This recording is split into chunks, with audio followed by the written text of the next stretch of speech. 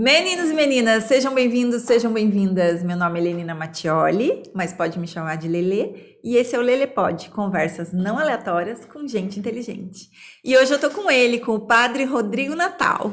Muito obrigada por aceitar meu convite, Padre, e seja muito bem-vindo. Eu que agradeço, Lenina, o convite para a gente bater esse papo, para a gente conversar um pouquinho.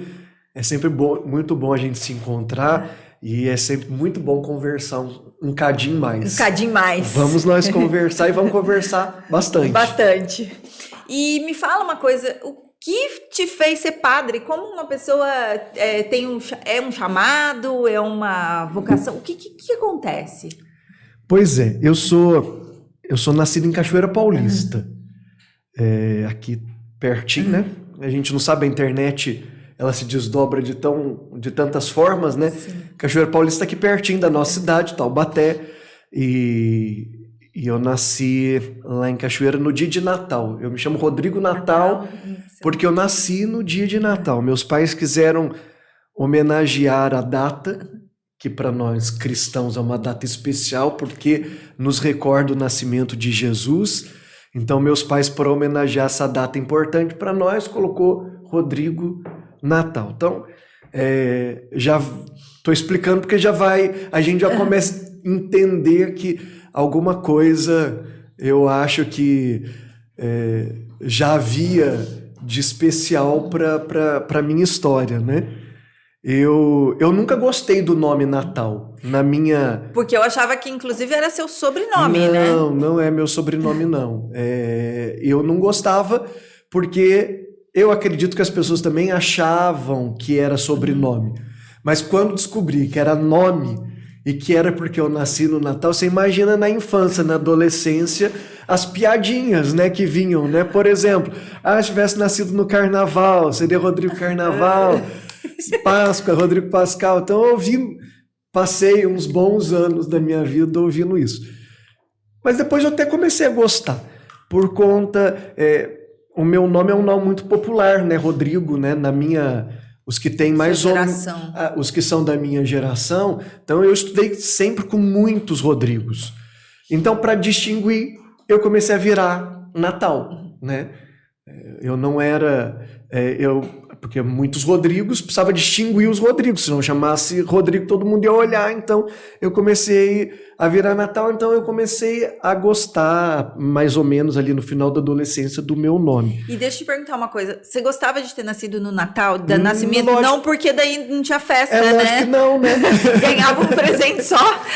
Não só ganhava um presente só, como também a minha festa de aniversário era almoço de família. Como assim? Ai, que raiva! Não que não seja bom o almoço de família. Não, é ótimo, mas podia ser 2, né? Porque daí o do Natal... Não, mas é porque por conta da minha família, as raízes da família estão em Cachoeira Paulista, mas eu não fui criado em Cachoeira. Eu só nasci. Meu pai, por conta de trabalho, meus pais, quando casaram, já tinham vindo para Caçapava. Então, eu só nasci em Cachoeira porque a família estava lá reunida para as festividades de fim de ano. Então, porque os meus pais já moravam em Caçapava já há uns bons anos. Meu pai trabalhou na GM, na Nestlé, e quando eu nasci já era funcionário da Volks. Então, na minha vida, meu pai sempre trabalhou na Volks, aposentou na Volks. Então, eu só nasci em Cachoeira por conta disso. Então, por conta da família ir para Cachoeira, então todos os anos a gente ia para o fim de ano em Cachoeira, né? Então, não se tinha... Nunca teve uma festa de aniversário com os amigos na escola. Mas tudo isso a gente resolve, nada precisa ser transformado em traumas. Eu hoje faço milhares de festas para celebrar o meu aniversário. Já aprendi que não precisa ser no dia de Natal. Faço antes os meus aniversários, porque realmente dia de Natal é dia de família mesmo, né? Exatamente. É da nossa cultura, independente até de até dos que não são cristãos, Sim. né? Mas por que eu estou contando tudo isso? Estou contando tudo isso, estou fugindo da sua pergunta, não. Né? Você me pergunta de onde vem, né, esse desejo de ser padre. E então, o meu desejo de ser padre, então, já deu para perceber que eu nasci num contexto muito religioso, né? E sua família é muito A religiosa? minha família é muito religiosa. O meu avô materno, né, o pai da minha mãe, ele era muito engajado na igreja, vicentino, ministro da Eucaristia, é, conduzia ali as exéquias, os velórios. Meu avô, lá em Cachoeira Paulista, era um homem que ia em todos os velórios. Era aquela presença de esperança, de consolo para todo cachoeirense, até a sua partida. Foi um cachoeirense que sempre esteve ali junto do povo para consolar, para rezar, para Para acolher, né? para puxar o terço, para rezar, enfim. Sempre. E eu fui um neto que sempre se identificou. Então, eu adorava ir passar férias. O meu avô morava numa chácara em Cachoeira Paulista, bem no centro da cidade, uma chácara grande. Então eu gostava muito de passar férias, não só pelo contexto, né, dali da casa, do ambiente, né, com muitas frutas, jabuticaba, árvore. Tudo que uma criança quer, né? Mas principalmente por conta do meu avô me levar para a igreja junto. Não que os meus pais não levavam, minha mãe sempre foi, meus pais sempre foram muito religiosos. Mas o meu avô ia para as procissões, mas o meu avô conduzia, o meu avô levava a cruz. E imagina para criança aquilo Tem uma... Nossa, uma magia, né? Falando com a linguagem infantil, né? Aquilo tem ali é um lúdico, né? E é lúdico mesmo. Quando eu era criança, eu sou de Tremembé, sou criada em Tremembé. Tinha procissão, enfeitava-se a rua, a minha avó ia na procissão. Eu achava aquilo demais, assim, a gente ia assistir. É muito, para criança é maravilhoso. Então, imagina você ir do lado do andor, né, do santo, você ir junto da cruz, pronto, é adorável. Enfim, então fui criado nesse contexto. Ali nas primeiras fases da infância, eu dizia que gostaria de ser padre, eu falava já isso, mas espontaneamente, viu? Isso é bacana deixar, porque senão as pessoas começam. A família ficou brigando, a família ficava botando isso na cabeça. Minha mãe e meu pai nunca, em nenhum momento, nunca desincentivaram, mas também nunca ficaram assim, fala que você vai ser padre. Nunca minha mãe criou constrangimento para mim quando chegava à parede e falava assim, canta uma musiquinha de igreja, reza o terço, porque eu já com 3, 4 anos de idade, nunca fui criança prodígio, não. Sempre fui criança normal. Mas por conta da família, eu com 3, 4 anos de idade, eu sabia contemplar os mistérios do terço. Sabia rezar o terço mesmo, sabia não só as Ave Marias e os Pai Nosso, mas eu sabia contemplar os mistérios do terço. Porque eu aprendi, Era o contexto da sua criação ali. O contexto da minha criação, né? Mas também nada forçado. É porque a minha mãe rezava, a gente rezava junto, então eu ia aprendendo. Eu gostava, né? Bastante disso. Então nunca fui uma criança forçada. Meus pais nunca forçaram a dizer que queria ser padre, não. Aí a gente pode até abrir um adendo, né? O que educa é o exemplo, né? Se você tem em casa um exemplo assim, você vai... Não questão de ser padre ou não, mas... Mas o exemplo da religiosidade dentro da família, dentro da casa, enfim. Mas eu já falava então aí que eu queria ser padre. Depois eu entrei na adolescência, não, né? Não. Você quer namorar, você quer beijar na boca, você quer sair, você quer ir pra balada. A minha mãe segurou bastante, viu? A minha mãe não deixava solto, não. Eu sempre brinco que a minha mãe era sargentona, né? Não deixava correr solto, não. Os vizinhos iam. Tinha uma baladinha em Caçapava, não chamava balada, né? Tô usando a linguagem de hoje, né? Sei lá como que falava na época.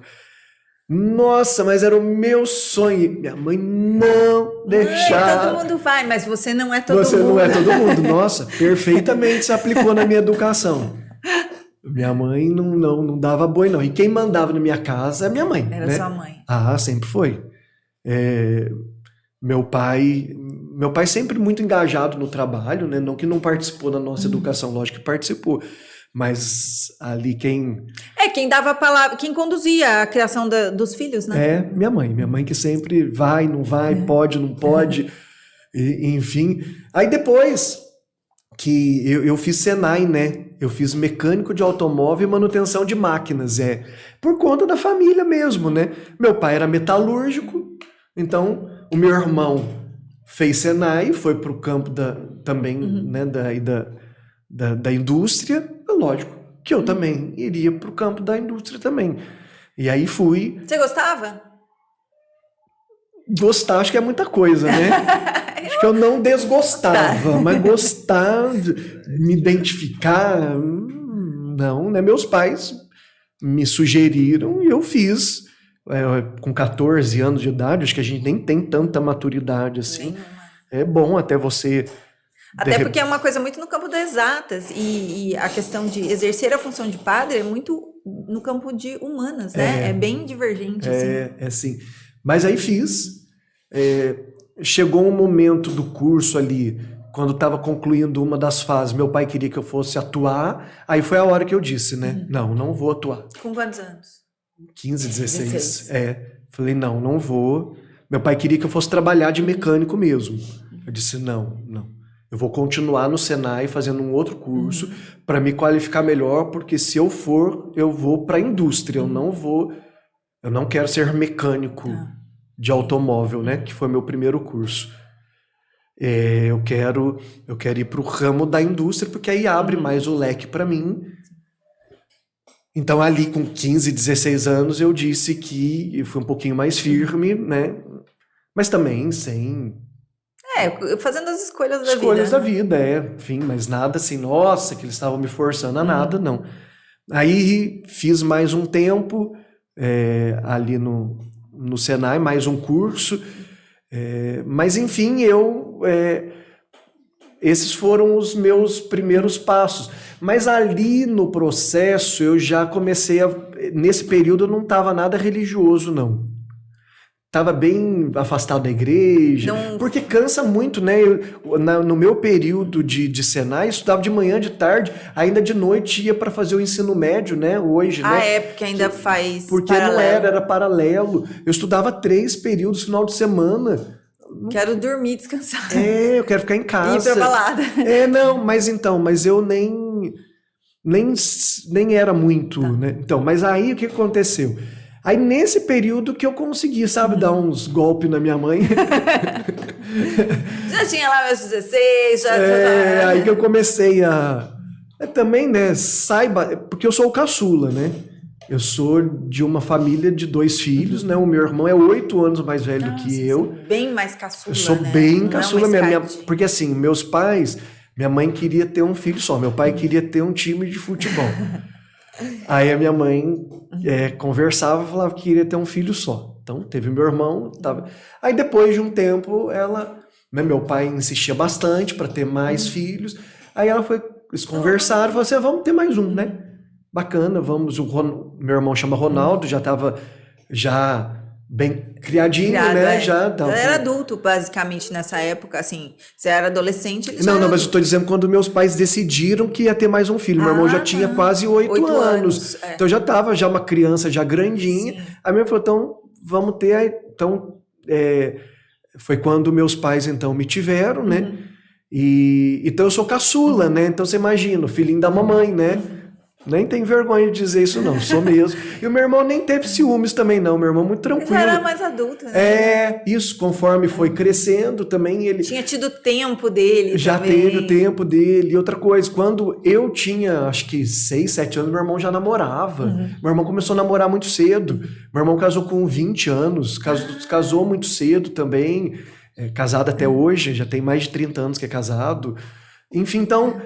Os processos foram... A gente se dá muito bem, apesar de não ter sido criados juntos, né? Por exemplo, eu não brinquei com meu irmão, né? Criados na mesma casa, mas em momentos fases diferentes, né? Então, mas tô contando isso porque eu sou o filhinho da mamãe, da Dona Terezinha. Então, Dona Terezinha... Então, aí nesse período que eu consegui. Aí tinha algumas amizades, alguns amigos, eu vinha para Taubaté, a gente saía junto... E aí a minha mãe também foi percebendo que... Tipo, fase da vida, né? Já te confiar na educação boa que ela tinha dado. Mas nesse período eu comecei, então, a me envolver mais com algumas coisas da igreja. Aqui no Vale do Paraíba, lá em Cachoeira, tem uma instituição, tem um um trabalho de igreja chamado Canção Nova. Sim, bem Que grande, é muito né? conhecido, né? Então, e aí eu comecei a ir para Canção Nova, mas ia por conta dos amigos, que tinha muitos jovens na Canção Nova, e eu tinha familiares lá, né? Tenho até hoje, mas tinha familiares lá, então os familiares me acolhiam, ia para os encontros bem jovens lá em Cachoeira, e aí ia por conta das amizades, mas de repente aquilo começou a fazer sentido, e eu comecei a gostar do jeito que os padres de lá conduziam as Você coisas. lembra exatamente quando aconteceu? Assim, você teve um dia que você falou? Eu Não, acho que foram eu quero- vários dias. foram Eu fui vários dias. muitos encontros. Mas foi Foi uma coisa que foi gradativa, foi não foi gradativo. assim, Não, olhou não foi uma coisa pontual. Foi uma coisa gradativa. Eu comecei a ir nos encontros. E aí eu comecei a olhar um padre chamado Padre Jonas. Hoje ele é já muito idoso, tá com 80, vai fazer 86 anos. Ainda vive, mas é muito idoso. Eu olhei pro jeito do Padre Jonas e aquilo mexeu comigo. Eu falei assim, nossa, que legal, né? O jeito de ser padre, o jeito que ele se veste. E a Canção Nova já diz muito, né? Canção nova, um lugar de muita música, de muita espontaneidade. Então aquilo ali mexeu com a minha religiosidade, aquilo mexeu com a minha fé. E foi a partir dali que eu, de novo, aí lógico, aí de uma forma mais madura, né? Não mais... resgatou a questão da infância. Aquilo, falei, nossa, eu acho que eu quero ser padre, viu? E é uma decisão difícil, porque assim, eu fico pensando, por mais que tenha essa questão, né, de ter resgatado aquela parte da infância ali, e o chamado foi crescendo ali, é uma abdicação para todo sempre. Isso é uma questão quando a gente Então, vamos decide? lá. Eu acho que tem pessoas que têm mais dificuldade nessa escolha do que eu tive. Não, que eu não tive o meu grau também, né? De dificuldade. Sempre tem, toda escolha, né? É uma renúncia. É uma né? renúncia. Então, eu acredito que, por exemplo, eu não tive, assim, desaprovação da família. Isso tudo ajuda, né? Por exemplo, você vê, às vezes você escuta algumas histórias, a família, e a pessoa tinha que fazer escondido, porque a família... Difícil isso. Então, mas eu não tive essa dificuldade. Meu pai não se manifestava muito, não falava muito, se gostava ou não gostava. Um dia eu mandei minha mãe perguntar, a senhora pode fazer um favor? A senhora pergunta pro pai. Nossa, ouvi a melhor resposta possível. Mas estranho, ele nunca falava, mas ele que me levava para os encontros, ele que me buscava, né? Me levava de carro, buscava, ou me esperava na rodoviária, porque lá onde nós moramos, onde meus pais moram até hoje, em Caçapava, né, a rodoviária é na parte mais baixa e a gente mora num bairro em Caçapava que tem uns morros bem íngremes, né, pra gente subir. Então meu pai me esperava na rodoviária pro filhinho não subir o morrinho, você entendeu? Tá entendendo o grau da coisa? Então é isso. Então, e assim, mas o meu pai sempre paparicou muito. Por exemplo, eu aprendi a andar de bicicleta com meu pai. Eu me lembro até hoje. Lá perto de casa tinha assim, uns terrenos bem baldios, né, uns terrenos bem amplos assim, que não tinham construção ainda. Lembro, olha que interessante, lembro como se fosse hoje, da bicicleta, porque eu andava de rodinha, né? Aí leva nesses lugares para tirar a rodinha. Isso. E eu lembro, pai, não solta não, não solta não, não solta não. Já tinha soltado faz tempo, você entendeu? Eu aprendi a andar de bicicleta exatamente Dessa assim. forma, Foi em São Sebastião, na praia, e o meu pai falou: vai, você tá bem, você tá indo. Eu falei: pai, não Interessante. solta. A hora que eu olhei para trás, ele já tinha soltado. Aí deu aquela bambeada. Comigo foi a mesma coisa. Aprendi a nadar com meu pai me ensinou. Como meu pai trabalhava na Volks, a gente vinha muito pro clube da Volks. Que existe até hoje também. Existe até hoje. Existe até hoje. Então a gente vinha muito, final de semana, a gente vinha muito. Nós nunca fomos de viajar para muito longe, mas nós fomos sempre de passear bastante, mas aqui na região mesmo. Piracuama. De momentos em família, né? Eu fazendo as propagandas. Piracuama, né? Que é aqui em Pindamonhangaba, que tem ali as águas, né? A gente foi muito a Piracuama. O clube da Volks, assim, a gente vinha muito pro clube. final de semana, né? Pra passear. Então, aí eu aprendi a nadar ali. Meu pai me ensinou também. Segurava, não solta não, solta não. Quando via, já tinha Eu já ido. tava... E dirigir também, né? É. Meu pai também, porque foi assim, quando eu fui tirar a habilitação, né, a CNH, não tinha essa exigência de tantas aulas. Você que determinava, eu sou tão antigo assim, mas é que mudou, gente. Mudou faz pouco tempo, tá? Ok. É que mudou pouquíssimo tempo. Então não tinha essas exigências, né, de tantas aulas. Então você que dizia quantas aulas você queria fazer. Eu escolhi fazer 2 aulas só. Então, meu pai que me levava também para um loteamento lá em Caçapava. E você não tem ideia. Ele judiava de mim. Porque ele fez lá uma base que ele levava um cabo de vassoura para fazer. Mas foi um espaço que eu nem sei, não cabia nem um carro dentro daquilo. Ele fazia eu botar o carro lá dentro. Você passou de primeira na sua... Passei. Nossa, eu Mas repeti. também, mas depois que... Eu repeti 3 vezes. Mas depois que me fez sofrer tanto, assim, na hora que eu cheguei lá, cabia um ônibus. Cabia um ônibus dentro do negócio. Eu falei, pô, judia não, né? Enfim, e tinha as marcaçõezinhas, né? Com ele não tinha marcação nenhuma, não. No vidro tinha os pontinhos, Tinha os né? pontinhos, eu nem sabia. Na hora que eu cheguei lá, tinha marcação, tinha... era muito fácil. E aí, mas daí aí você decidiu e falou pra família que você ia ser... Então, mas aí tem um marco, né? Aí foi o seguinte, aí decidi, fiz os encontros, mas aí desafiei a Deus. Isso é quase uma afronta. Uma afronta. Deus, sou eu de novo. Olha. Disse a Deus, olha, se for para eu ser padre, me dê um sinal. E o sinal porque assim, eu já tinha feito Senai, né? Assim, que de uma certa forma contribuiu para minha formação, Sim. Mas que também não era algo que te chamasse por não, dentro. Não era algo que contribuía efetivamente com a possível escolha. Então, eu estava no ano de me alistar no exército.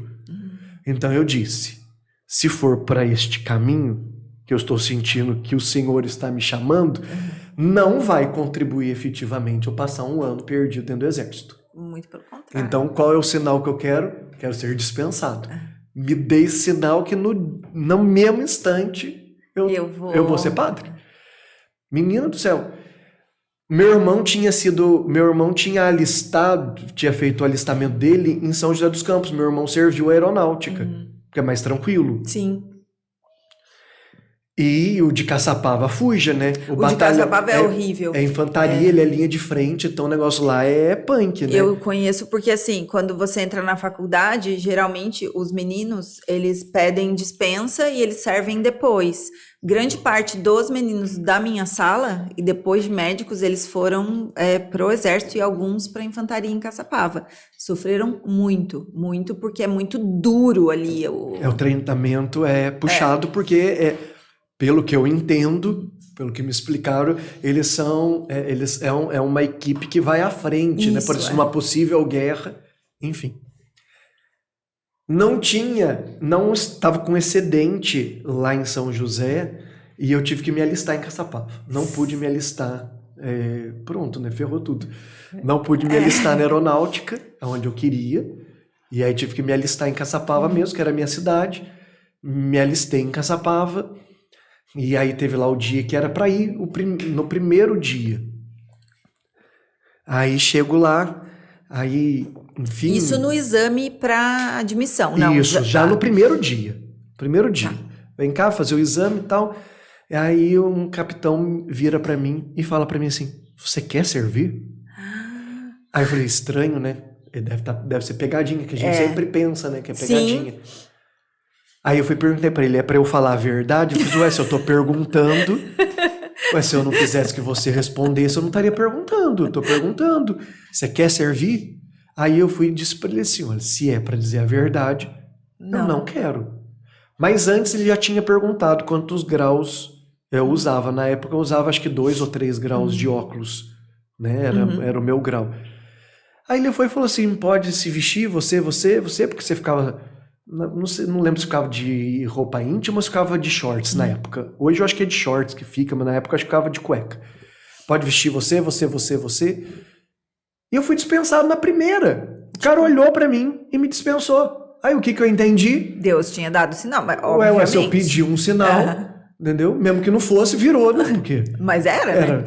Eu virei, aí saí dali, na hora fui e liguei pra minha mãe e disse pra minha mãe. Minha mãe foi a primeira pessoa. Eu falei, mãe, eu vou ser padre porque eu pedi um sinal e eu acabei de receber o sinal. Eu já estou dispensado, era esse sinal. Eu achei que fosse demorar, né? Que de repente eu até seria dispensado, mas eu seria dispensado. Sim. O processo vai e vem, às vezes o cara vai às vezes é dispensado no último momento, às vezes o cara vai lá até fazer juramento à bandeira, né? E fala que não precisa. Nesse dia que é dispensado, eu fui dispensado, o cara olhou pra minha cara e falou pra mim, quer ser dispensado?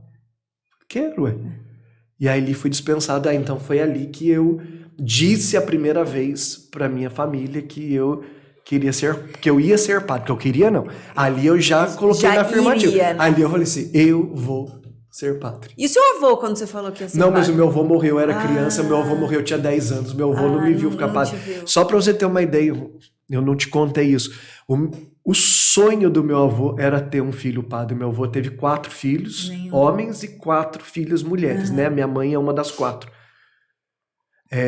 O meu avô, um dos meus tios até foi ao seminário nas fases mais baixas do estudo, né? Mas também, lógico, não tinha vocação, né? Não ficou, só estudou alguns anos.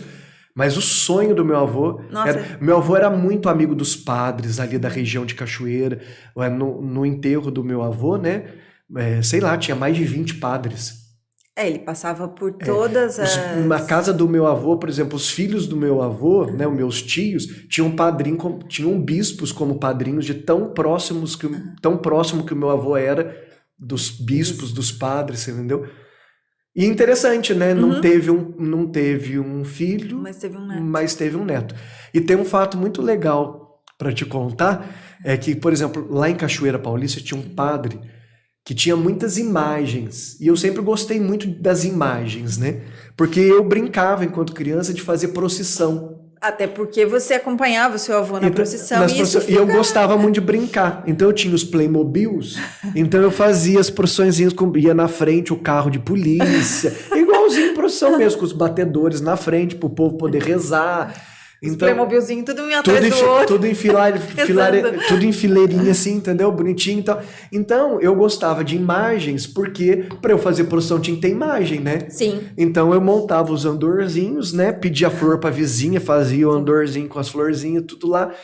Então, eu sempre gostei muito de imagem. E o meu avô me levou uma vez na casa desse padre, que era para esse padre me dar uma imagem de presente.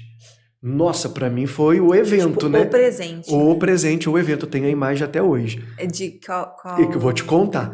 Aí, meu avô me levou e o padre, sei lá, tocou o telefone, o padre saiu do quarto, meu avô falou para mim, eu quero que ele dê pra você São João Bosco. Porque São João Bosco é patrono, é conhecido como Dom Bosco, né? Dom Bosco é patrono das crianças e dos jovens. Sei lá, acho que eu tinha 6, 7 anos. Meu avô morreu, eu tinha 9 para 10. Ele falou que é patrono das crianças. Eu gostaria muito que ele desse essa imagem para você.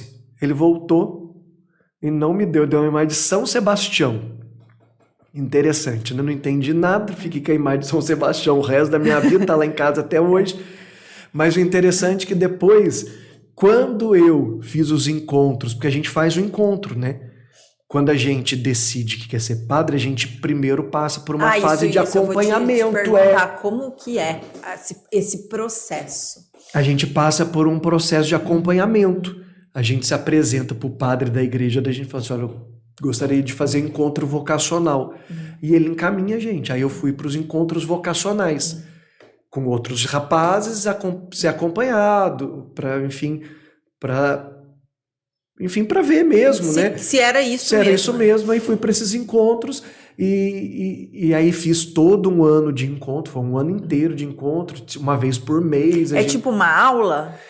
Não, tipo uma reflexão, onde você vai, aí fazem Tipo, perguntas e vão... Isso, partilha... Meio que conversas. Isso, tem essa parte individual, que é mais no âmbito da conversa, quem é você, entendeu? E tem a coisa um pouco mais ampla, que é mais reflexiva, que aí alguém vai lá e dá uma palestra, faz uma pregação, faz ali expõe sobre um tema que é ligado à vocação, entendeu? Sobre a vida de padre, conta como é a vida, conta como dá o testemunho, olha, aqui os nossos horários são assim, olha... Mostra como é o trabalho, porque além de toda a vocação, como é o processo, dia a dia, como né? que é o processo formativo, né? Para onde você está indo, como que quais são as exigências, quais são os deveres, as obrigações, né? Enfim, o que você vai estudar, o que você não vai estudar. Tipo, uma geral sobre... E demora... é um ano esse processo? Hoje acho que até 2 até. Mas na minha época foi 1 ano. Daí, na verdade, quando você decidiu ser padre, então você foi para esses encontros. Para o primeiro de tudo falar para o padre da sua igreja. Da minha igreja, isso que eu queria ser padre. E aí fui encaminhado para esses encontros. E aí esses encontros eram uma vez por mês. Aí uma vez por mês estava eu lá. Desses encontros que eu tô contando para você, que meu pai me levava, meu pai me buscava, entendeu? Já não era da canção nova, já era o encontro real ali. O encontro já específico, já específico para a vida sacerdotal. E aí, nesses encontros, então, a gente vai amadurecendo o processo, a gente vai refletindo. Quantas pessoas tinham com você lá? Nós entramos em 8. E quantos realmente? Eu acredito eu que pouco mais, sei lá, tinha uns 14, 15. Eu vou ser bem sincero, não me lembro, assim, o número específico, quantos tinham. Mas eram mais, sempre tem mais, né? Às vezes são os meninos mais novinhos, né? Porque a gente já entra no processo da faculdade, né? Porque a gente passa por 2 faculdades. Nós estudamos... Isso daí tudo eu vou te perguntar como que se constrói um padre, vamos dizer assim, né? Sim, mas a gente já, por exemplo, eu estava nesses encontros com 18 anos. Eu entrei no seminário com 19. Então, ali nesse processo, você vai, então, amadurecendo se é isso mesmo, se são...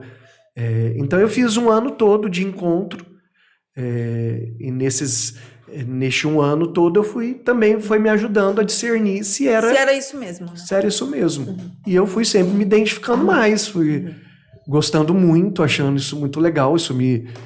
Te completava. Isso me completava. Até me lembro agora de uma história, né, que depois que eu entrei no seminário, então a vizinha da minha mãe, falou assim, cadê o Rodrigo, né? Nunca mais veio, mas ele foi pro seminário. Ela virou pra mim e falou assim, né, que tá tão difícil arrumar emprego, né? Pô! Nunca esqueci disso, olha, isso já tem mais de 25 anos. Eu nunca me esqueci disso. Não, né? Não funciona assim. Muito pelo contrário. Muito pelo contrário. É muito mais fácil arrumar um emprego do que você realmente se decidir se esse é o seu caminho. Né? Quando você diz de renúncia, né? Eu sempre tratei, como tudo na vida tem renúncia, né? Porque também se eu for pesar a minha renúncia, como se a minha renúncia fosse maior do que todas as outras renúncias, fica um fardo muito pesado, né? Ela é a minha renúncia. Você tem a sua, o outro tem a dele, cada um tem a sua renúncia. Cada um tem uma renúncia. Vou casar com uma pessoa. Eu estou renunciando todas as outras. Sim. Né? Vou estudar, né, para tal área, né, da medicina. Estou renunciando todas as outras áreas. Eu estou sendo específico. Lógico, se tem ali algo mais aberto, mas a partir do momento que você se especializa em algo, você está renunciando, você não vai mais atuar em outras áreas, né? Porque outros especialistas vão atuar. Então, tudo na vida tem renúncia. Às vezes as pessoas olham para a gente como se a nossa renúncia fosse uma renúncia... Culturalmente eu acho que a gente olha assim como se a renúncia fosse muito maior. Mas na verdade não, é um caminho. Uma renúncia. É uma renúncia específica, não é? Como em outras áreas exige de outras renúncias, que de repente podem ser tão pesadas. Ou até mais. mais, né? Até Porque mais, assim, até você já mais. vinha com uma vocação, com uma vontade, se a gente for olhar a sua história, desde sempre. Então, provavelmente, se você renunciasse a isso, aí sim que a sua renúncia Seria seria uma pesada. coisa pesada, Né? né? Insistisse Aham. em uma vida matrimonial, Isso, numa vida de casado, de repente Fosse seria... trabalhar com mecânica, por exemplo. Por exemplo. Mas então, eu ouvi isso no meu processo formativo, né? Que só existe uma vocação, a de ser feliz e fazer o outro feliz. Porque a partir do momento que você é feliz, você é uma pessoa realizada, você transborda a realização. Sim. Porque também não adianta nada ser padre também e ser um padre mal-humorado, né? Uma pessoa frustrada nas suas escolhas, uma pessoa de mal com a vida, né? Então vai fazer outra coisa, meu querido. Né? Vai se realizar em outra coisa. Sim. Então se você não está realizado nessa escolha, né? Aí vira uma coisa pesada para você e para o próximo. Porque a gente mexe com inúmeras pessoas. É lógico, às vezes as pessoas testam sim, né, os seus limites, né? Infelizmente, lidar com pessoas humanas, né? Lidar com o ser humano, você lida também bastante na sua escolha, né? Às vezes é desafiador, né? Porque as pessoas criam as suas expectativas, elas querem ser atendidas nas suas expectativas, na sua hora, da sua forma, do seu jeito, e às vezes não compete a gente, né? Grande parte das vezes não compete a gente, né? Inclusive. Eu estou até tentando, aí você está sendo mais objetiva. É isso mesmo, não compete a mim, não é? Então tem coisa que eu não vou mesmo. Isso eu aprendi também, isso eu já aprendi nos meus anos de padre, né? Até porque a gente vai amadurecendo, né? A gente sempre precisa se avaliar, sempre, sempre, sempre, sempre. Isso eu aprendi. Se a gente está agradando 600 e desagradando 6, filho, toca a procissão, toca a vida, que tá tudo certo. Mas se você está agradando 6 e desagradando 600, tá na hora de você se reposicionar, se reavaliar, porque de repente você está com um grupo de bajuladores, né, só ao seu redor. E com isso você está perdendo de desenvolver verdadeiramente seu trabalho, né? Que é muito mais amplo. Enfim, mas porque agradar todo mundo nós não vamos, né, Lenina? Não adianta, não vai. E eu penso até uma coisa, assim, eu penso que antes dos 600 você tem que se agradar no sentido de estar muito bem com você para que você possa transbordar, né? Por que eu citei isso, né? Exatamente por isso, né? Porque se eu tô feliz, eu vou transbordar sobre o meu próximo, né? Sempre lembrando que vai ter gente que nunca vai se agradar com aquilo que você está oferecendo.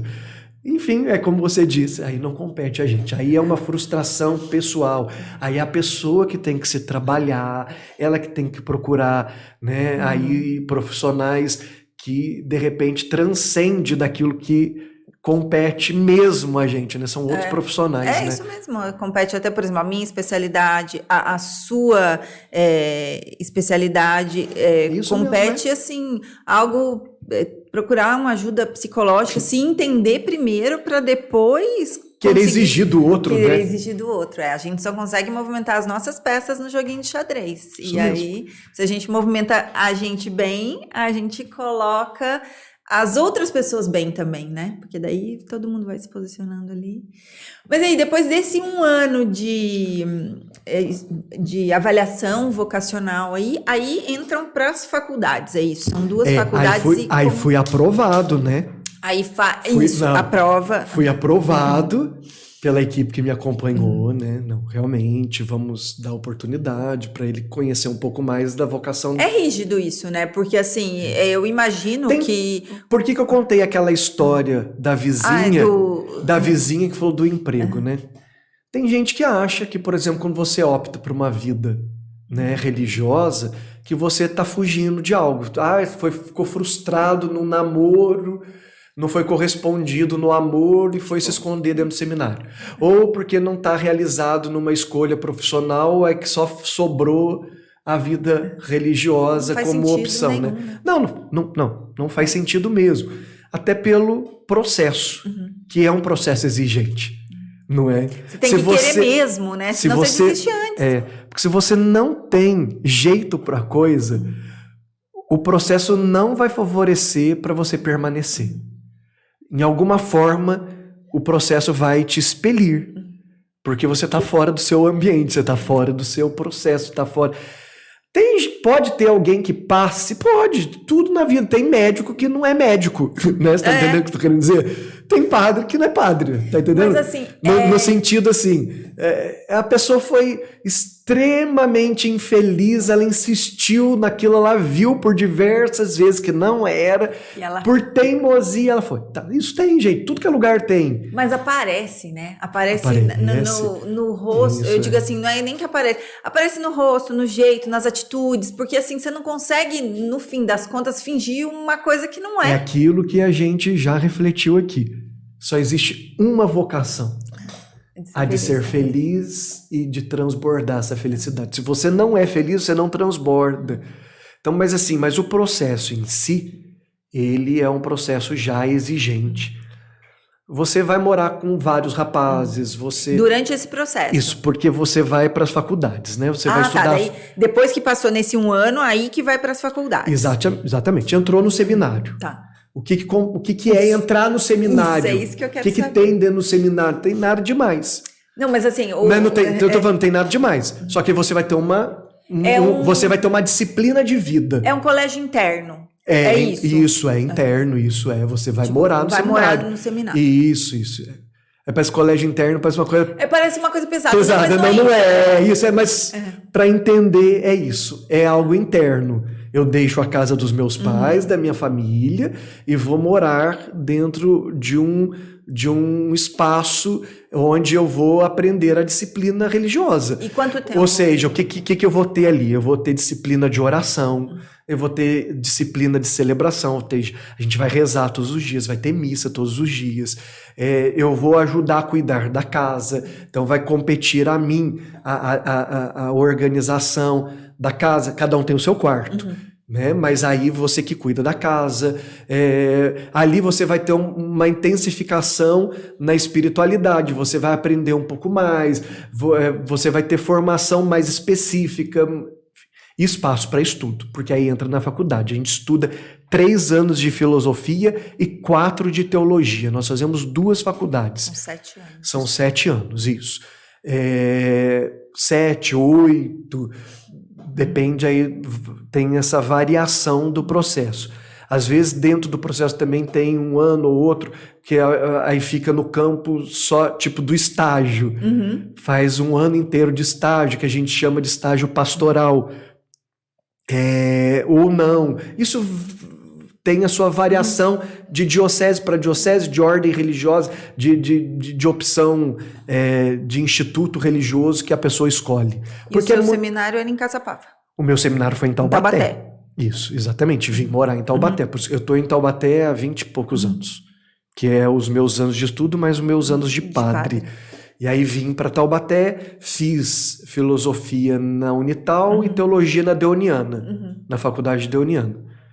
E é isso, então a gente tem uma rotina de estudo, por exemplo, não tem a opção de não ir bem nos estudos. Tem que ir bem. E quando não vai bem, o que acontece? Isso, aí acontece às vezes até de ser desligado. Tá. Acontece até de ser desligado, porque se entende que tem tempo para ir bem. Tá, entendi. É oferecido, por que a gente sai da casa da família e vem para o seminário? Também para ter o tempo favorecido para o estudo. Para ficar imerso naquela, vamos dizer assim, naquele contexto, para realmente conseguir incorporar aquilo, né? Exatamente, para você realmente ter tempo para você tirar o máximo possível de proveito de tudo que vai ser oferecido para você. Entendeu? Então, não tem muita opção, não vai bem. Lógico, uma coisa ou outra. Eu, graças a Deus, sempre tive facilidade de aprendizado. Sempre. Isso desde as minhas... Mesmo lá na mecânica. Sempre fui bom aluno. Tipo, eu não era aquele jovenzinho que ninguém queria fazer as coisas junto lá no Senai. Pelo contrário, sempre me dei bem nas fases. E também na escola. Né, no ensino fundamental, que não era assim que chamava, né, mas usando a linguagem de hoje, mas no ensino fundamental, no ensino médio, eu sempre tive muita facilidade de aprendizado, sempre tive boas notas, então assim, não foi diferente na filosofia e na teologia. Confesso para você que na filosofia eu fiz muitas provas sem entender nada do que eu estava. Eu imagino, porque filosofia é uma coisa muito difícil, complexa. mas amplia muito a sua forma de reflexão. Por que nós estudamos filosofia, né? Porque ajuda muito, né, no nosso processo de raciocínio. Ajuda muito, muito, absurdamente. Compreender as diversas visões sobre o ser humano, né? O ser humano, de mundo, de fé. E uma coisa que eu ia te perguntar, vocês estudam mesmo filosofias que não têm a ver com religião, né? Sim, até estudamos. certas filosofias que seriam até contra o que Sim, a religião prega, normal. para vocês verem, ponderarem em todos os aspectos. Exatamente. Né? E estudamos também os santos filósofos, né? Sim. Estudamos os filósofos cristãos também, mas é aberta, é filosofia mesmo, aberta. E depois teologia, que aí é mais específico, né? Daí é mais a parte técnica, vamos dizer, de Isso. como rezar uma missa, Também. de como fazer uma bênção. Não, bem amplo mesmo. A história da igreja, entendeu? Vamos estudar a história da igreja, vamos estudar os primeiros cristãos, quem foram os primeiros escritos, da onde que vieram, quem escreveram, porque, né, tem a fase ali pós-apóstolos, né, os que conviveram com os apóstolos, como que era essa igreja nascente, que a gente chama de santos padres, né? Patrística, os primeiros pais da igreja. Vocês estudam também outras religiões? Estudamos outras religiões, Pra ver mas aí de forma mais resumida, né? Isso. Mas para ver a visão de outros sobre Deus. Sim. Tem também essa abertura, tem também essa veia também, mas a gente estuda mais específico. Aí estuda a liturgia, estuda a Maria, estuda os sacramentos da igreja. Enfim, a teologia já é bem... É um caminho árduo, né? Eu penso que estuda mais do que você tem que estudar para operar uma pessoa, né? Pelo que eu tô vendo, certamente. Estuda bastante. Porque não deixa de ser uma operação na alma. Uma operar fisicamente, que eu digo. Às vezes, muito mais delicado, né? Sim. Porque você, tá certo. você atua em certos conceitos, em certas crenças ali, né? É isso mesmo. E aí, depois desses anos, nós somos ordenados diáconos, depois padre. E todo mundo que é padre primeiro passa por um período que porque a ordem, o sacramento da ordem tem 3 graus. Legal. O diaconato, o presbiterato e o episcopado. Ou seja, o grau máximo da ordem é o bispo. Tá. Tem gente que fala, né? Tem gente que acha que é diácono, padre, bispos, arcebispos, cardeais e papa. Não tem nada disso. É só padre, é diácono, padre e bispo. O papa é bispo de Roma. Entendi. O papa, a função que ele ocupa, né, de gerir a igreja, né, de comandar a igreja, é como bispo. Ele é o bispo de Roma. Quem é o Papa? O Papa é sempre o bispo de Roma. Então, como bispo de Roma, ele recebe a função de ser o Papa da igreja, de cuidar da igreja. Mas não existe uma ordenação papal, entendeu? O grau da ordem é só até o episcopado. O arcebispo, o cardeal, são bispos, né? Que recebem... Dentro do grupo de bispos, eles têm recebem certo este título. grau. Recebem esse título, essa função, esse trabalho. E aí, dentre os cardeais, se escolhe o Papa. Você entendeu? Dentre aqueles que são cardeais, é que escolhe o Papa. Que é aquela cerimônia que a gente viu algumas vezes, né? Nós já vimos. A nossa geração, sempre. a gente viu o Bento e viu o Francisco, né? Alguns mais antigos viu o João Paulo II, que aí morreu João Paulo I, mas aí é já gente que tem um pouco mais de idade do que nós, porque nós já nascemos. A gente é novo, nós muito somos novos, então quem tem mais idade do que a gente é que viu o João Paulo II. Sei. Porque quando eu nasci já era João Paulo II. Você também, fala que também tá tudo certo. Eu também. Não, mas eu também. É isso aí, nós também. E vou te fazer uma pergunta bem ignorante. Só o padre pode rezar a missa? A missa, isso. Só quem Quando tem o grau... diácono, não. O diácono faz casamentos e batizados. Tá. Ele pode ministrar o sacramento do batismo e assistir às cerimônias do casamento. Ah, tá. Só. Esses 2 sacramentos. Os outros sacramentos competem ao padre. E a crisma, só ao bispo. O bispo pode delegar ao padre, mas cabe só ao bispo. Só ao bispo. É uma delegação especial que ele pode dar ao padre. Ao diácono não se dá Entendi. não se abre nenhuma exceção. É só mesmo... Então, o processo é completo quando você é ordenado padre. Aí eu fiquei diácono em 2004, com 25 anos de idade, e fiquei padre com 26. Fui ordenado padre no dia 14 de maio de 2005. Que daí é quando se reza a primeira missa. Isso, como padre. aí eu sou ordenado por um bispo. O meu bispo é o bispo de Taubaté, né, porque eu pertenço à diocese de Taubaté. Aí o meu bispo, na época, Dom Carmo, me ordenou na minha cidade, em Caçapava, porque como a minha família é de Caçapava, eu escolhi ser ordenado em Caçapava. Vou fazer um parênteses, um paralelo, vamos dizer. Sim. É uma cerimônia de formatura. Seria, mas é onde se confere a mim o ministério sacerdotal. É mais do que uma formatura, seria mais do que uma formatura. Ali eu tenho as minhas mãos ungidas, ali então me entregue a palavra, os ofícios dentro da celebração é que me entregam os ofícios sacerdotais. Seria mais ou menos isso para todos entenderem. E aí você reza a sua primeira Porque missa. não quer dizer porque eu estudei que eu já fiquei padre, você entendeu? Não. Você entendeu? Porque de repente eu poderia não ser aprovado. Eu tenho filosofia, tenho teologia, mas eles acharam... Tem pessoas que estudam, inclusive, isso sem ser... Sem ser né? religioso. Exatamente, pode. Você pode fazer na faculdade. Você vai lá, se inscreve na Deoniana, faz o vestibular, passou no vestibular, vai fazer teologia, vai fazer filosofia, tranquilo, normal. O que deve ser muito bom para ampliar Com os horizontes, certeza, né? muito legal. Então, quanto leigo, pode fazer a faculdade, as faculdades que a gente faz, entendeu? E quando que a música entrou na sua vida? Então, o ordenado padre, eu já era diretor de uma emissora de rádio aqui na nossa cidade, que a nossa igreja tinha uma rádio. Isso com 26 anos. Com 26 anos. Aí eu tenho uma pós-graduação em comunicação. Então, quando eu fiquei padre, então me encaminharam para esses trabalhos de comunicação. Então, na verdade, foi meio que aí. Na verdade, no meu processo de conversão, a música foi muito própria, né? A música me ajudou muito. E ela já era presente na sua Por vida conta desde da canção sempre? nova, sempre. Sabe por quê?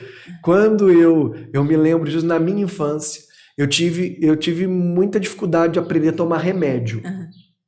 Você sabe disso que eu sempre te peço para não ficar me passando muitas... Só para você saber, Lenina é minha médica, tá, gente?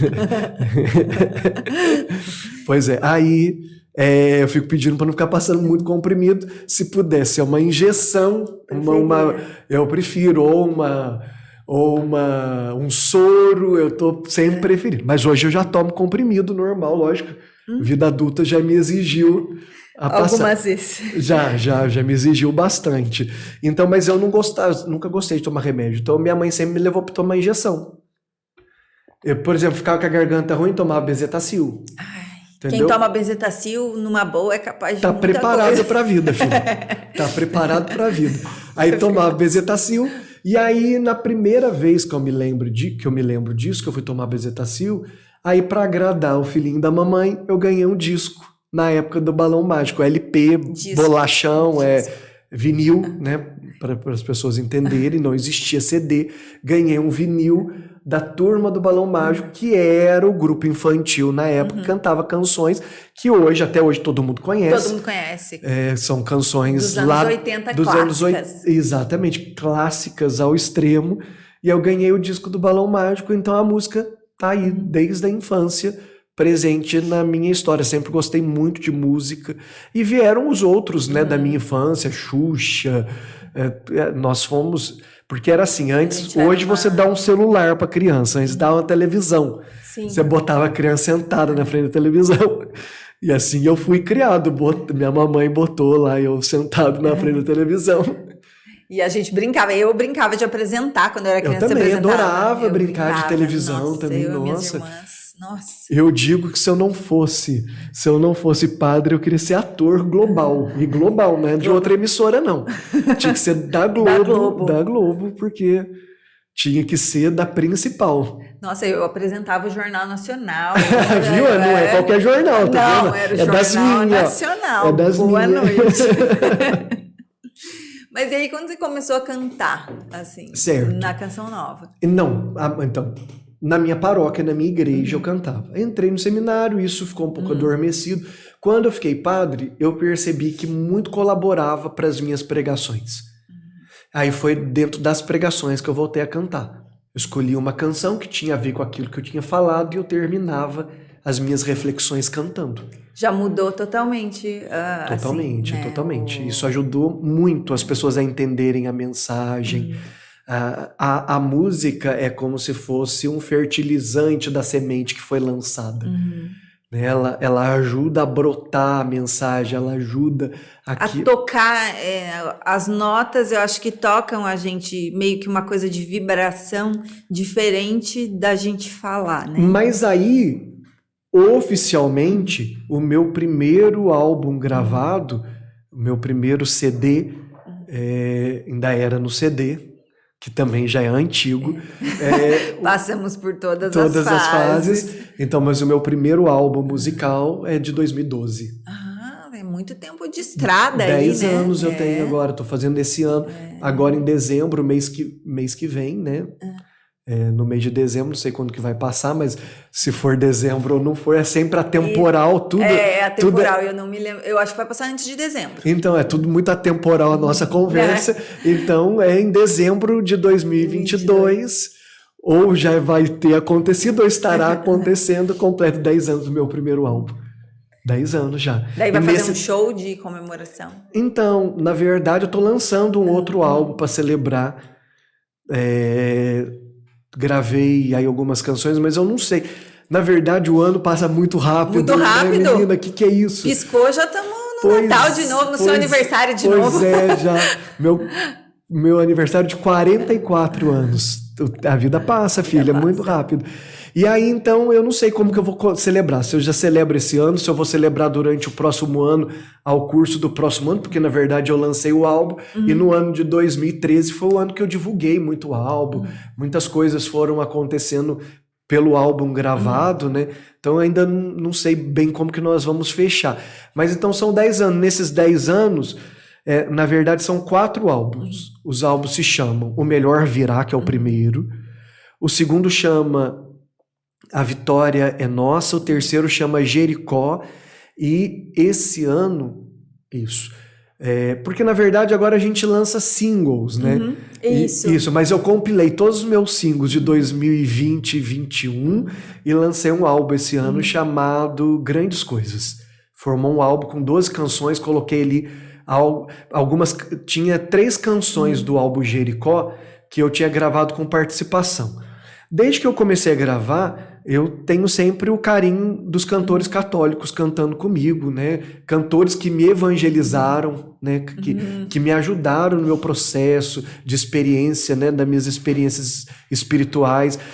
No meu primeiro álbum, já gravei com um grande nome, né? da música católica, chamado Eugênio Jorge, que canta Ninguém Te Ama Como Eu, uma canção que todo mundo conhece. Ninguém te ama como eu, ninguém te ama como eu. A gente acaba conhecendo essas músicas, às vezes, pelo Padre Antônio Maria, pelo Padre Fábio, pelo Padre Marcelo, mas essa canção, quem a lançou no meio católico foi o Eugênio Jorge, um negrão com a voz linda, super potente, enfim, ele gravou comigo. Mas nesse meu álbum Jericó, quem cantou comigo foi a Eliana Ribeiro, que é a minha música mais conhecida com a Eliana Ribeiro, chama Yeshua. Isso que eu ia te perguntar, qual a música que você mais gosta de cantar? Aquela que você fala, essa eu tenho que cantar, porque assim, não só pelos outros, mas por mim, assim. Então, na verdade, as minhas canções que eu mais gosto de cantar acabaram sendo as canções que todo mundo pede, né? Eu canto muito do meu primeiro álbum, Melhor Virá, e essa música eu gravei com a Eliana Ribeiro, que chama Yeshua. Yeshua, que é o nome de Jesus em hebraico. Yeshua, Yeshua. Então, Então eu gravei com ela, gravei uma com o Padre Fábio de Mello e gravei uma outra com o Cantares, que é da minha paróquia, que é um grupo de jovens que canta comigo e canta também de forma solo. Eles são muito bacana, cantam muito bem também. Depois pode procurar Cantares com TH. Você vai gostar Vou muito botar na descrição. Legal. Depois o pessoal vai gostar muito de conhecer também a canção deles, né? São canções religiosas também. E o Cantares, eu peguei umas canções dessa que pus só na minha voz, somou com as outras canções que já vinham desses últimos anos da pandemia, aí surgiu o álbum Grandes Coisas.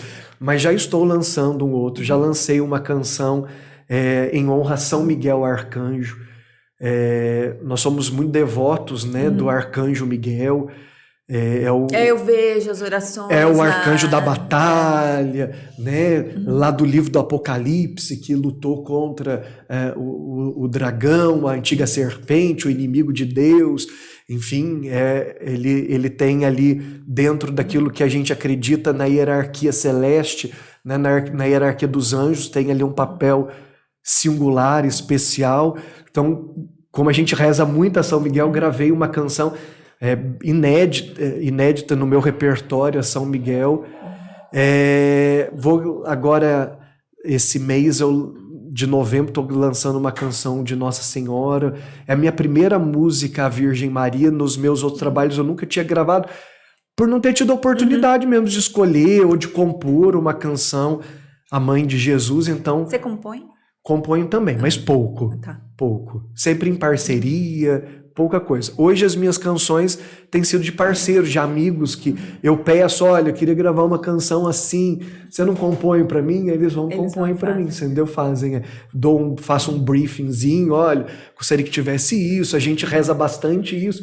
Aí os amigos compositores mandam as canções pra mim. Você já cantou Faz um Milagre em Mim? Já muito, né? É uma canção... Não, é a que eu mais gosto. É a sua predileta? Ela me toca profundamente. Eu nem sou ligada à música, mas se cantar eu choro. Eu já fui em Jericó. Você tem que ir em Jericó. Tem lá a árvore que Zaqueu subiu. Nossa, a hora que começa, como Zaqueu... Meu olho já enche de água. Você contou pra mim que você teve muito... Você contou pra mim que você teve ali no Rio Jordão, do lado da Jordânia, né? Então... Sabe onde que fica a árvore de Zaqueu? Exatamente na direção do lugar onde você teve. Você atravessa o rio, do outro lado do rio é Jericó. Entendeu? Do lado de Israel. Do lado de Israel, isso do lado da Palestina, no caso ali, porque ali aí tem a questão das divisões. Das divisões. Jericó está dentro do governo palestino. Então, aí você está exatamente na direção da onde você estava, só que do outro lado do rio, está logo na entrada da cidade, está a árvore que Zaqueu subiu. Nossa, você tem que ir lá. Aquela música, eu não sei o que tem naquela música, porque eu já ouvi aquela música cantada por diversas Sabe o que tem pessoas. naquela música? A experiência de um homem. Tipo, que ele se entrega totalmente a Deus, fala, tô aqui, me salva, né? Porque foi assim a história, né? A história, ele sobe na árvore, porque tem uma multidão, Jesus está entrando em Jericó, e todo mundo fala, o Nazareno está aí. E ele é de estatura baixa, porque o evangelista assim o descreveu, né? Então ele não consegue ver. Então como que ele faz para ver? Ele sobe na árvore. Então no que ele sobe na árvore, acredita-se que ele subiu na árvore e ele não conseguia ver Jesus, não só pela estatura baixa, mas pela baixeza das escolhas de vida também. Entendi. Você entendeu? Tem vamos dizer, uma metáfora. Também. Então ele sobe na árvore, e no que ele sobe na árvore, ali, Deus, o olhar de Deus, ele consegue ver a Deus e o olhar de Deus o alcança. E o que ele diz para Zaqueu? Desce depressa que eu estou indo para tua casa. Nossa, nessa música eu choro, você não pode nem pensar. Desce, que o meu destino agora é a tua casa. Mas como que Jesus vai para casa desse? Entendeu? Ele não podia ir para casa de Zaqueu. Entendeu? Ali os costumes não podia. E aí Jesus vai para casa de Zaqueu, aí lá na casa de Zaqueu, Zaqueu diz, olha, se eu vou restituir 4 vezes aquilo que eu possa ter tirado do próximo, porque é isso. Isso é misericórdia. Eu gosto muito de dizer isso. As pessoas dizem muito assim, ai, Deus me aceita como eu sou. É verdade, Lenina. Deus nos aceita como a gente é, mas sempre para nos potencializar. Nunca para aplaudir as mazelas. Você entendeu? Nunca o estágio da misericórdia, do Deus que aceita como a gente nunca é um estágio de conivência.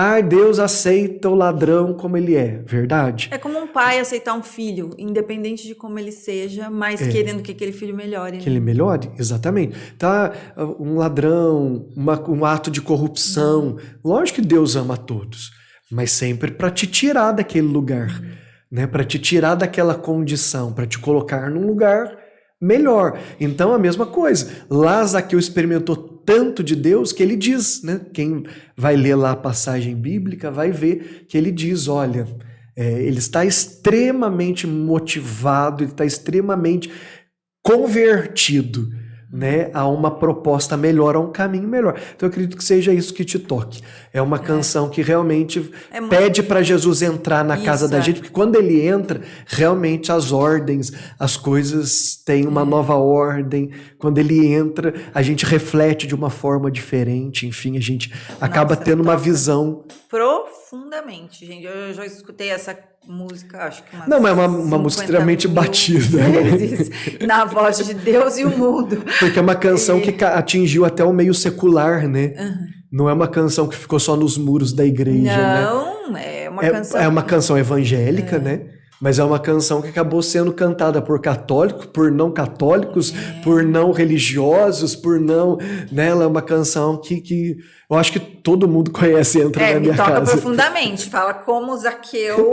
Já tá caindo uma lágrima. Uma lágrima, assim. Corre uma lágrima. É bizarro. Fala assim, não é a voz de quem tá cantando, tá? Já escutei várias vozes do mesmo...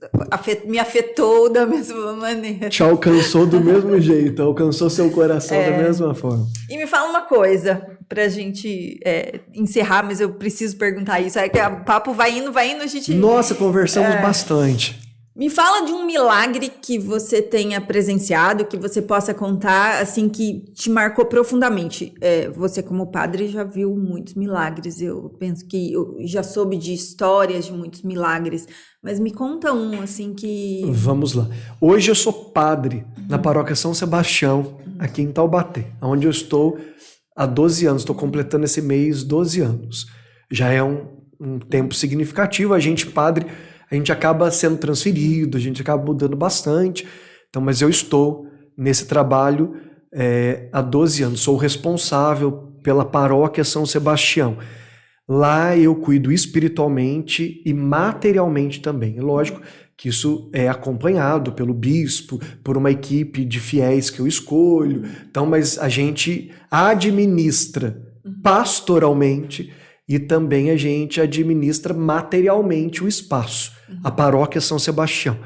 E nesse trabalho que eu tenho tanto zelo e tanto amor, estou lá há 12 anos. Lá, Deus me inspirou quando eu cheguei a realizar um encontro chamado Cerco de Jericó, que é bem conhecido aqui na região, não só na cidade de Taubaté, mas é bem conhecido aqui na região. Na verdade, não é um encontro que eu criei, não. É um encontro já muito comum dentro da nossa Igreja Católica. Pelo Brasil e até além Brasil, muitos se reúnem com ali a inspiração no livro de Josué do Antigo Testamento, que o povo estava na travessia, né, saindo do Egito, fugindo da opressão, da escravidão, indo em direção à terra que Deus tinha prometido para eles. Eu estou te apontando porque aonde você foi, no Rio Jordão, é aonde Jesus foi batizado, mas às vezes a gente não sabe, é o lugar onde o povo de Israel atravessou.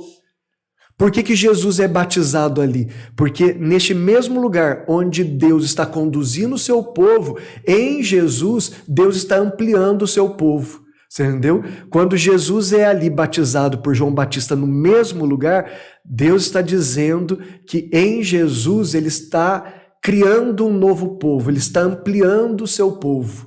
Você entendeu? Por isso que é no mesmo lugar. Eu não sabia disso. Quando eu fui a Terra Santa, que eu fiquei sabendo, que é o mesmo lugar. É de frente a Jericó. Por isso que Jesus é tentado, né? O muro o monte da tentação é em Jericó. Porque foi ali, é tudo junto, é tudo no mesmo, né, lugar. Enfim, tô só fazendo um parênteses. Então, exatamente nesse lugar, então, o povo atravessa. Só quando eles chegam, a cidade está murada. E ali Josué recebe do anjo uma liturgia para rodear por 7 dias, dando uma volta nessas muralhas, e no 7º dia dando 7 voltas. Eles estavam com a Arca da Aliança, onde estavam as tábuas da lei, os 10 mandamentos, e para o povo de Israel era sinal da presença de Deus. Então, com Deus, eles vão fazer esta liturgia, eles vão fazer este ato de piedade, de rodear por 6 dias, dando uma volta, e no 7º dia, 7 voltas. E ao som das trombetas, as muralhas cairão. Então, o que é o cerco de Jericó? Por 7 dias o povo reza. Hoje, não mais com as tábuas, com os 10 mandamentos, mas com Jesus na Eucaristia, porque assim a gente acredita que no pão consagrado, no vinho consagrado, Jesus se faz presente. Ele é a nova lei, ele é a lei do amor, ele é a síntese das leis, né? Ele é o mandamento da lei. Então, por 7 dias a gente reza. Então, isso é uma prática muito comum nas nossas igrejas hoje, né? É um novenário, é uma novena moderna, atual, né? Não que as novenas não sejam atuais ainda hoje, mas é uma forma... Uma prática diferente. Assim. Mas de orações continuadas. Né? Isso é muito comum na Igreja Católica, né? Da gente exercitar 9 dias de oração, 7 dias. Eu falava que a gente é devoto de São Miguel, a gente faz 40 dias com São Miguel, a quarentena de São Miguel. Então, para quê? Para você ir exercitando uma espiritualidade, uma vida oracional. Então, o cerco de Jericó é isto. A gente reza na igreja, 7 dias de celebração. Aí eu vi muito da presença de Deus, muitos sinais de Deus. Não sei se eu vou lembrar de um milagre em específico, mas às vezes eu vou falar do milagre mais simples até não que há graus de milagre, mas deixa eu explicar. Por exemplo, assim, uma mudança de vida, uma pessoa que realmente opte por um caminho melhor, é um grande milagre. Ainda mais num mundo hoje onde se tem tantas propostas, onde somos seduzidos, né, e enganados, né, por tantas realidades. Então você focar e optar por um caminho bom, de fazer o bem, de ser uma pessoa piedosa, de uma pessoa que pratica a caridade, que pensa no outro, que não é individualista, que não é egoísta, que se amplia. Eu acho isso um baita de um milagre. Não, isso transforma, né? Então, e isso a gente não só a pessoa, como quem está no entorno dela. O seu entorno. Eu vejo muito isso. Mas um outro milagre significativo que eu tenho visto muito são de mulheres que não conseguem engravidar, ou mulheres que têm até a esterilidade comprovada e que recebem a graça de gerar um filho. Isso eu vi não só uma vez, mas tenho visto, até brinco que o cerco de Jericó em Taubaté está ampliando o número de cidadãos da cidade e da região. Porque não só uma vez eu vi. Eu acredito que hoje muitas mulheres têm dificuldade em engravidar, até pela vida moderna, pela agitação. Isso tem atrapalhado no seu processo de fertilização. Sim. Não sei se estou usando as palavras certas. Tá certo. Mas eu vi, não só esses casos, porque isso também é um milagre, mas vi também casos de onde se tem comprovado que não se tem a possibilidade de ter filho mesmo.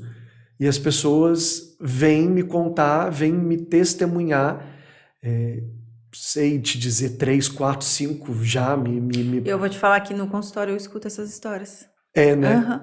E que a pessoa histórias ali que rezou com tanta piedade, e que se entregou a nosso Senhor e teve essa graça de poder de exercer a maternidade biológica, né? Porque também Deus também dá graça a outras. Sim. Né? E que graça de ser mãe e pai do coração, né?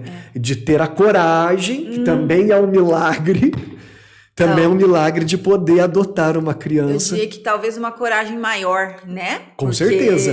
Bem maior. Bem maior, viu?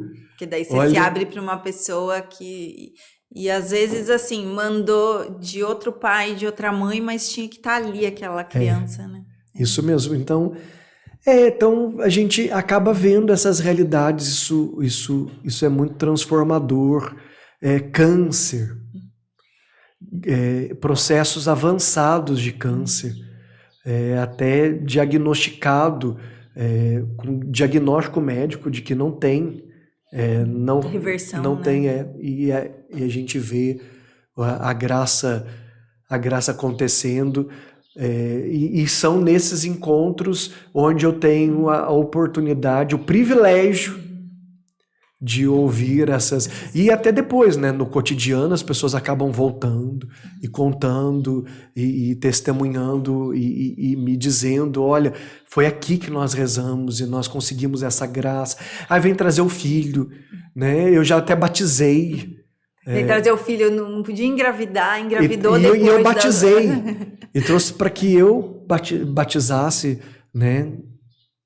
Não somos nós, né, Lenina, que estamos à frente de um momento oracional desse, de piedade, de celebração, né, que somos os responsáveis. Mas pelo contrário, a gente tem sido um instrumento para sinalizar, olha, vamos por aqui.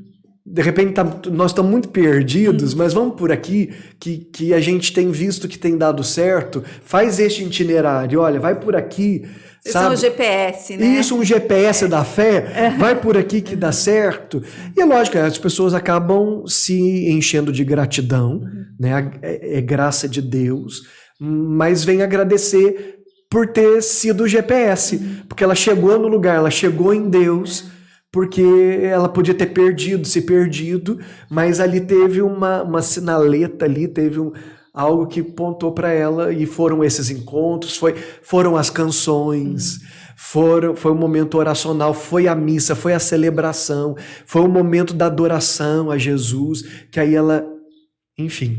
Que mudou alguma coisa ali, que ela começou a ver de uma outra maneira. De uma outra maneira, exatamente. Padre Rodrigo, só tenho a agradecer. A gente não falou nem metade do que a gente ia falar. Mas a gente pode combinar um outro dia. Isso que eu ia te falar, a gente precisa voltar para a gente continuar a conversa. Eu adorei as histórias, eu adoro histórias, né? Muito obrigada, quero agradecer demais você ter aceito o convite.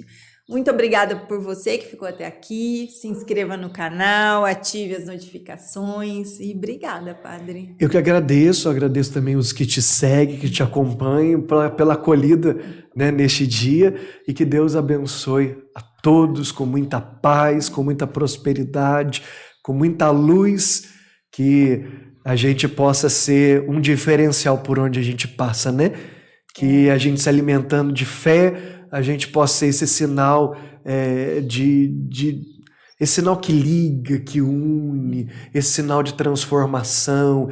Enfim, a gente vive em tempos de tantos conflitos, de tantos desencontros, que a fé verdadeiramente alimentando o coração da gente possa fazer com que a gente seja um sinal diferenciado por onde a gente passa, para que a gente possa não só se beneficiar, mas que também a gente possa contagiar o espaço por onde a gente passa.